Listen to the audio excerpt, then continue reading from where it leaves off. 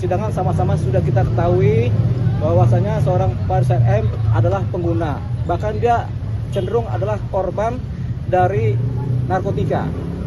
Nah, kalau kemudian harapan kita kemudian ternyata hakim pun memutus dia bersalah dan dihukum, itu tentunya kan orang yang sudah jatuh, kemudian korban sudah jatuh, bukan diselamatkan, tapi malah jatuh ketimpa tangga, ketimpa apalagi, ketimpa cat, ketimpa ember, apalagi, ketimpa apalagi, sama ketimpa mungkin kepala gagang.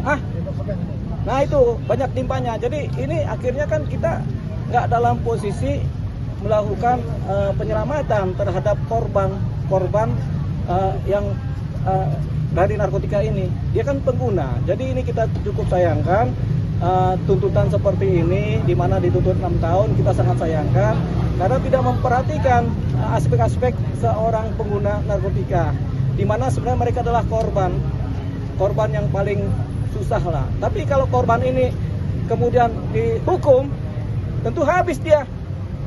Masa dia pulihnya tuh nggak ada lagi. Sudah dituntut 6 tahun. Kalau dia putus hukuman juga 6 tahun, dia habis posisi dia. Begitu. Jadi kita tidak menyelamatkan seorang pengguna, malah kita menghancurkan. Ini yang kita sayangkan. Seorang pengguna narkoba berat yang sudah kecanduan kemudian harus dihukum yang berat juga. Artinya kan kita tidak menyelamatkan jiwanya, tidak menyelamatkan fisiknya, tapi kita membiarkan dia belangsak. Tahu belangsak? Nah, belangsak itu di bawahnya beleguk, gitu ya. Hancur hancur-hancurnya. Jadi gitu. Jadi kita akhirnya kita harus menyelamatkan dia. Jadi kami sebagai pembela akan melakukan pledoi, tentunya dengan hati nurani lah. Apalagi pihak BNN, kepala BNN sudah menyatakan pengguna itu korban, jangan dihukum. Tapi ini kan masih tetap dituntut, ya kan? Mungkin hanya karena mematuhi prosedur-prosedur dakwaan yang sudah telanjur diadakan, yaitu pasal ini di mana dia adalah pengedar dan dipaksakan, ya sudah nggak apa-apa. Namanya juga jaksa menuntut. Gitu, sebenarnya ada posisi jaksa bisa menuntut lepas juga atau menuntut rehabilitasi juga, ada posisi itu, tapi tidak digunakan oleh pihak jaksa, tapi mereka tetap menuntut 6 tahun masa penjara. Ini yang kami sesalkan. Sebagai pembela, sebagai pengacara kami menyesalkan ini karena kami punya roh yang sama dengan kepala BNN, dengan BNN bahwasanya pengguna adalah korban.